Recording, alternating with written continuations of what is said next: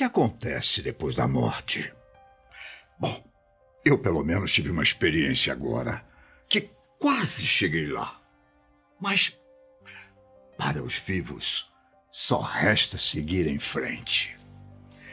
Mas e quanto aos que se foram? Fazer a passagem em paz? Ou voltar para o mundo dos vivos e se vingar? Parece que a entidade maligna do filme O Grito escolheu a segunda opção. Bom, se vocês não esqueceram, eu sou Bira.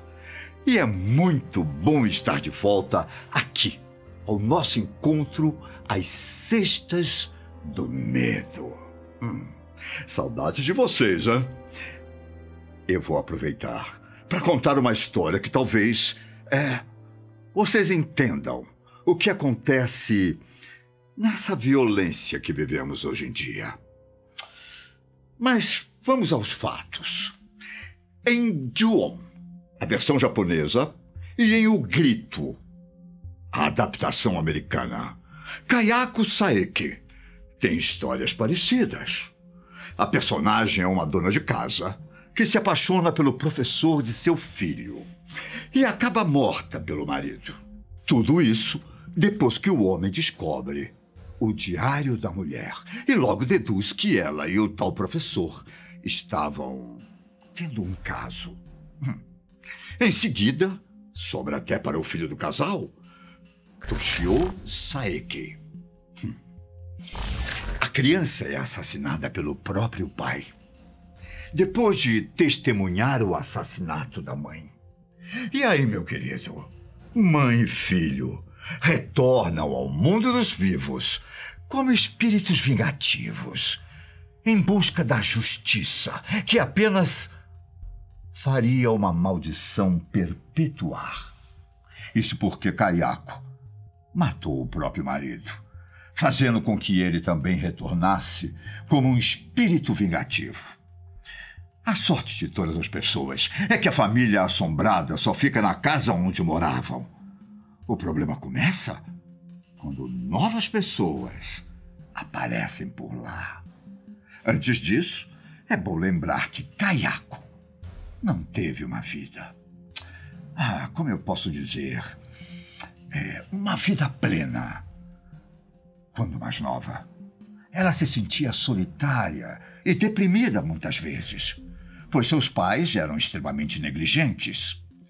Isso acabou fazendo com que ela se tornasse uma mulher antissocial, que passava grande parte do tempo apenas com o seu gatinho. Dizendo outra personagem que Kayako era assustadora. Manami, o nome dela, esposa de um homem chamado Shunsuke Kobayashi. Bom, Kayako até tentou amaldiçoá-la enquanto estava viva, mas não teve sucesso.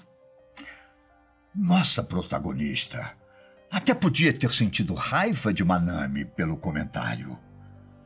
Mas um de seus maiores motivos para tentar uma maldição tinha a ver com seus sentimentos por Kobayashi. Paixão e ciúmes se misturaram em uma tentativa falha de usar o sobrenatural.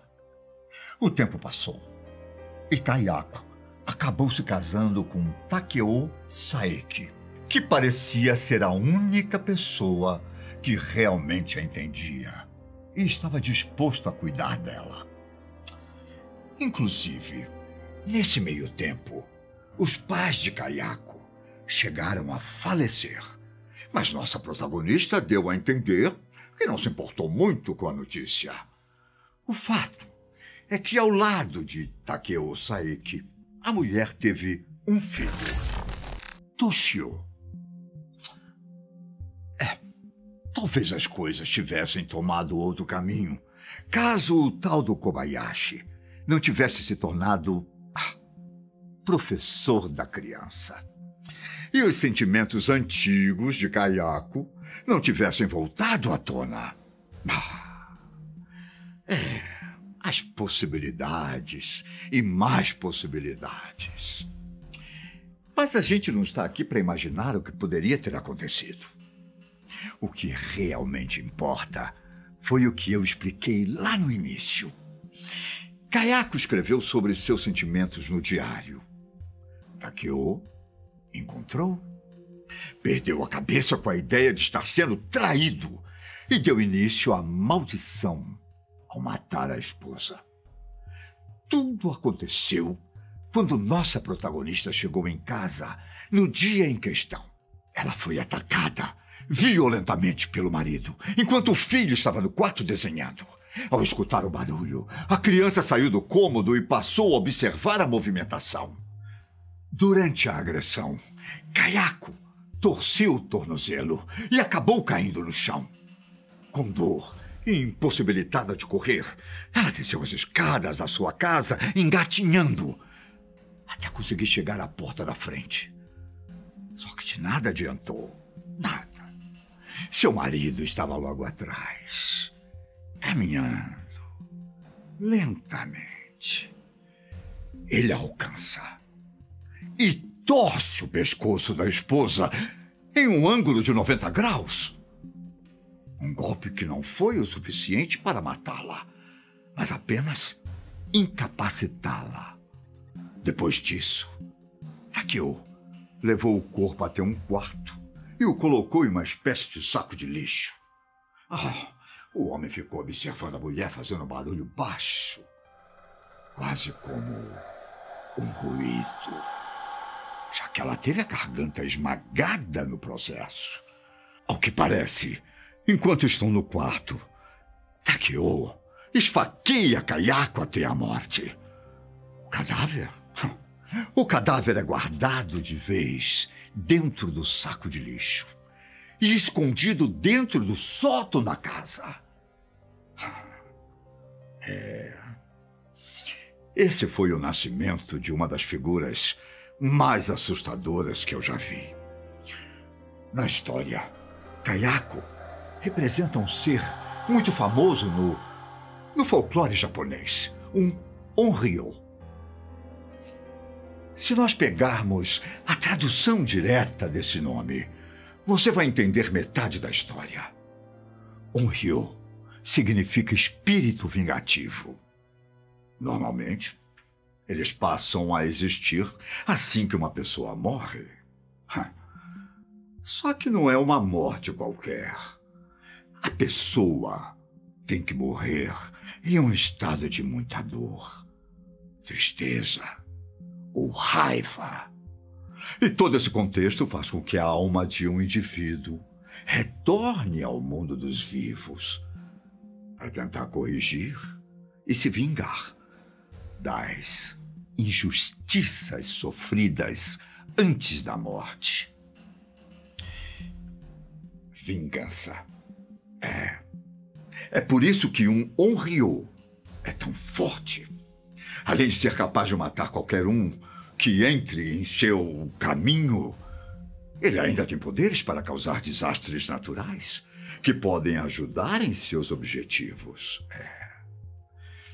E uma das histórias mais antigas sobre Onryos se chama Yotsuya Kaidan. O texto foi escrito em 1825 para ser uma peça teatral japonesa e conta justamente com muitas características tudo que vimos até agora: traição, assassinato, a vingança de um fantasma. Não um fantasma de verdade. Um Onryo. Dizem que todos aqueles que querem reencenar essa história, como no teatro, num filme, por exemplo, correm o risco de ficarem gravemente doentes ou até mesmo encontrarem a morte antes da hora. A única forma de evitar isso seria ir até o suposto túmulo do espírito vingativo da história e pedir uma bênção. Uma pergunta. Será que o pessoal por trás do filme O Grito fez essa viagem? Não sei. O fato é que o terror não acabou com a morte de Kayako. Takeo matou o filho logo em seguida, já que ele foi uma testemunha do assassinato da mãe. E não satisfeito com os horrores que acabou de cometer, o homem parte para a casa de Kobayashi e mata Manami, a esposa dele, grávida. Só que a hora dele estava prestes a chegar, já que Kayako voltou do mundo dos mortos nesse meio tempo. Resquícios da minha viagem passada. Um momento. Ela consegue sair do saco de lixo e o mata nas ruas. E no meio de toda essa matança, sobra para o coitado do Kobayashi ir até a casa, palco dos assassinatos. O professor encontra o diário de Kayako e descobre sobre as paixões da mulher. Talvez tudo tivesse terminado diferente se Kobayashi deixasse a casa naquele momento, mas não aconteceu. Ele encontrou o cadáver de Kayako no sótão e logo depois viu o espírito vingativo rastejando em sua direção. Kobayashi até tentou fugir, mas é aquela história. Você não pode fugir da força da natureza. Kobayashi é morto. E a partir daquele dia repleto de sangue, uma maldição tomou conta da casa. O espírito vingativo da mulher, assim como o do seu filho e marido, continuou no lugar. Pronto para castigar qualquer um que lá entrasse. E diga-se de passagem, através das formas mais assustadoras possíveis. Kayako demonstrou ter o poder de manipular e possuir pessoas. Além de não ter limite, o seu alcance geográfico. Caso o espírito não ataque enquanto a casa está cheia, ele é capaz de persegui-lo tempos depois. Até concluir o único objetivo aqui na Terra: matar. Matar. Normalmente, aqueles que entram no imóvel encontram o espírito do filho da mulher e não imaginam o perigo que os aguardam. Já que a criança amaldiçoada não tem sede de sangue como os pais. Para saber se Kayako está se aproximando, quer saber como?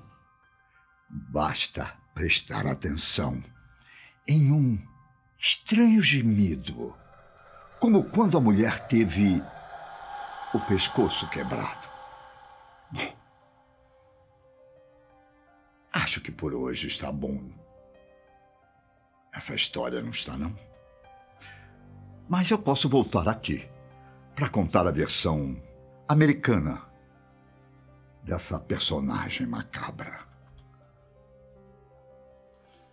Isso se você tiver coragem, é claro. Se cuide. Se cuide.